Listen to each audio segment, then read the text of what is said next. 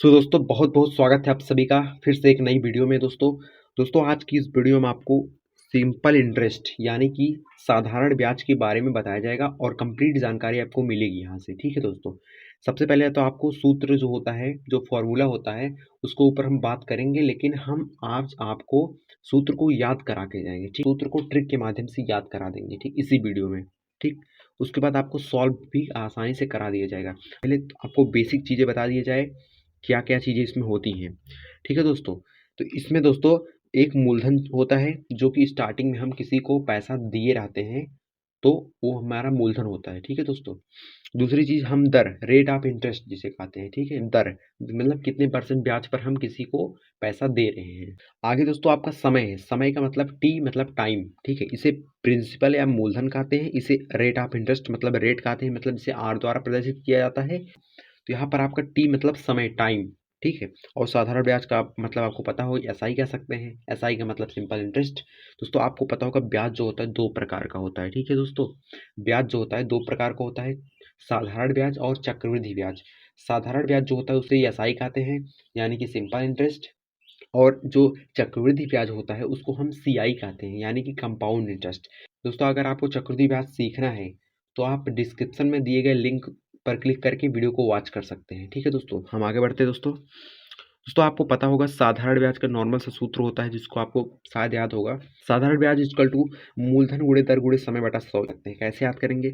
सबसे पहले जो चीज़ आपको निकालना है, जैसे कि साधारण ब्याज आपको निकालना है, इन तीनों को ऊपर रखो, नीचे और तीनों को आपस में गुणा करके नीचे 100 रख दो, काम खत्म। यहाँ तक आपको आ ही जाएगा। उसके बाद दोस्तों इसमें होता क्या है दोस्तों, इसमें होता ये है कि इसमें चार चीज़ें हैं, आपको दिख रही हैं। चारों चीज़ों में से तीन चीज़ दिया रहेगा, कोई तीन चीज़ दिया रहेगा, वो चाहे जो हो सकता है, कोई तीन चीज़ दिया रहेगा, एक चीज़ आपको निकालना आता है। ठीक है, यही चीज़ आज हम सीखने वाले हैं, किस प्रकार से हम निकाल सकते हैं। आगे देखते हैं दोस्तों सूत्र कैसे बनेगा। दोस्तों सभी सूत्र बना लेते हैं पहले। दोस्तों अगर आपको साधारण ब्याज पूछा है तो तीनों को आपस में गुणा करके नीचे 100 लगा देना है, आपका काम हो जाएगा। ठीक, सूत्र तैयार हो जाएगा, जैसे कि मैंने यहाँ पर आपको किया है। या इसको शॉर्ट में लिख सकते हैं PRT/100। इसका सूत्र क्या हो सकता है, इन सभी का सूत्र क्या होगा, जैसे कि मूलधन हमको निकालना है। ठीक, दैट इज अ मूलधन से मूलधन, मान लो मूलधन हमको निकालना पड़ेगा। तीन चीजें हमारी दी गई हैं।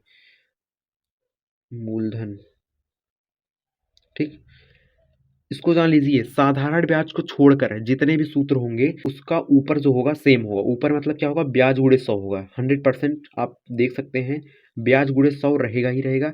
और बाकी जो जो चीज़ें मूलधन के अलावा और ब्याज के अलावा जो बच रही है उसको आपको नीचे गुणा करके लिख देना है। ठीक है दोस्तों, कैसे करना है नहीं है, चार चीज़ों में से मूलधन और ब्याज को छोड़कर जो चीज़ें बच रही है उसको हमको नीचे गुणा करके लिख देना है। जैसे कि दर गुणे समय, हम क्या करेंगे दोस्तों, दर गुणे समय लिख देंगे। ठीक है दोस्तों, अब दोस्तों आगे बढ़ते हैं फटाफट। सूत्र निकल गया। ठीक, आगे देखते हैं दर का सूत्र। देखते हैं दर क्या है। दर मतलब परसेंटेज में जो भी होता है, आपको बताया ऊपर का जो होता है हमेशा सेम रहता है। तो दोस्तों आप ऊपर को वैसे लिख देंगे, ब्याज गुणे 100। और नीचे का क्या होता है, इन दोनों चीज़ों को छोड़कर जो बच गया उसको आप नीचे गुणा करके लिख सकते हैं। जैसे कि दर और ब्याज है दोस्तों, दर और ब्याज है।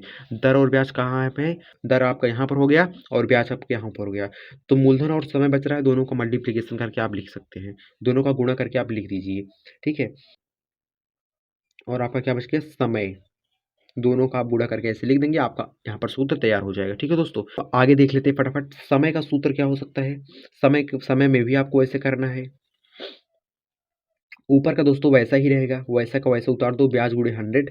ठीक है दोस्तों, उसके बाद क्या, जो बच रहा है ब्याज और समय के अलावा जो बच रहा है उसी को रख दो। जैसे मूलधन बच रहा है और दर बच रहा है, उसी को हम नीचे रख देंगे,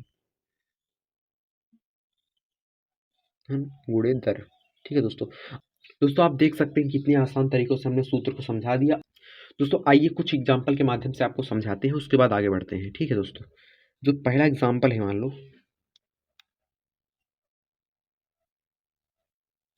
दोस्तों, पहला एग्जाम्पल जो होगा, मान लीजिए हमारा किसी में पी यानी कि मूलधन मान लो दिया है 3000 रुपीज़ ओनली। ठीक, उसके बाद आर दिए दोस्तों। आर हमारा जो कि रेट ऑफ इंटरेस्ट होता है, रेट होता है मतलब दर होता है, जो कि हमेशा परसेंटेज में लिखा रहता है। मान लीजिए दे दिया 5%। और आपका यहाँ पर टी दे दिया, टाइम, टाइम मतलब 2 वर्ष का दे दिया समय। तो इस हिसाब से एस आई क्या होगी, एस आई का मतलब क्या होता है, सिंपल इंटरेस्ट क्या होगा, मतलब साधारण ब्याज दोस्तों क्या होगा? साधारण ब्याज बराबर मूलधन गुणे दर गुणे समय बटा 100 ऐसे भी कर सकते हैं। ठीक है दोस्तों, मैंने शॉर्ट में वही लिख दिया है, पी को प्रिंसिपल, आर को रेट, टी को टाइम बटा 100। ठीक, आप हिंदी में आप समझ सकते हैं, मैंने अभी पहले बताया। पी आपका दोस्तों क्या है? पी आपका दोस्तों 3000 है, जो कि यहाँ पर मैंने लिखा था रुपीज़। ठीक है, आर कितना है? 5%, और साल कितना है? 2 वर्ष बटा 5%, मतलब यहाँ पर नीचे 100 लिखा है, 100 हम लिख देंगे, अलग से हमको 100 नहीं लगाना है। ठीक, उसके बाद देखिए दोस्तों, सिंपल वे में सॉल्व करेंगे, दो जीरो से ऊपर से काट देंगे, बाकी सबका आपस में गुणा करके लिख देंगे। कैसे करेंगे दोस्तों? 3×5 = 15, 150 हो जाएगा, 150 दूनी होता है 300। ठीक है, 300 आपका आंसर हो जाएगा। 3×5 = 150, 150 दूनी 300। ठीक, यहाँ आपका इतना रुपीज़ आ गया आपका ब्याज। दोस्तों अगले एग्जाम्पल में हमको दिया है, हमको मूलधन दिया है। ठीक है, मूलधन दिया है कितना? मूलधन हमको दिया है कितना दोस्तों? मूलधन हमारा है 2000 रुपीज़। ठीक है, उसके बाद हमको दर दे दिया है 5%। ठीक है दोस्तों, उसके बाद हम समय हमको ज्ञात करना है। उसके बाद हमको यहाँ पर ब्याज दिया गया है 200 रुपये, 200 रुपया। ठीक है दोस्तों, हमको क्या करना है? समय फाइंड करना है, समय ज्ञात करना है। दोस्तों अब मैंने अभी आपको बताया, जब भी ब्याज को छोड़कर कोई चीज़ पूछी जाए तो क्या करना है? सबसे पहले उसको लिखना है। उसके बाद दोस्तों ध्यान समझिए दोस्तों, बहुत आसान तरीकों में आपको बताऊंगा। ठीक है दोस्तों, यहाँ पर सबसे पहले आपको ये लिखना है। उसके बाद आपको ब्याज गुणे 100, ब्याज गुणे 100। ठीक है दोस्तों, फिर इन दोनों के अलावा जो बच रहा है, चार चीज़ मैंने आपको बताई, मूलधन, ब्याज दर और साधारण ब्याज। चार चीज़ों में दो चीज़ जो छोड़कर जो दो चीज़ बच रहा है उसको आप नीचे गुणा करके लिख सकते हैं। जैसे कि मूलधन हो जाएगा गुणे, और क्या हो जाएगा? दर हो जाएगा। ठीक है दोस्तों, यहाँ तक आपको समझ में आ गया? इसका सूत्र आपका तैयार हो चुका है।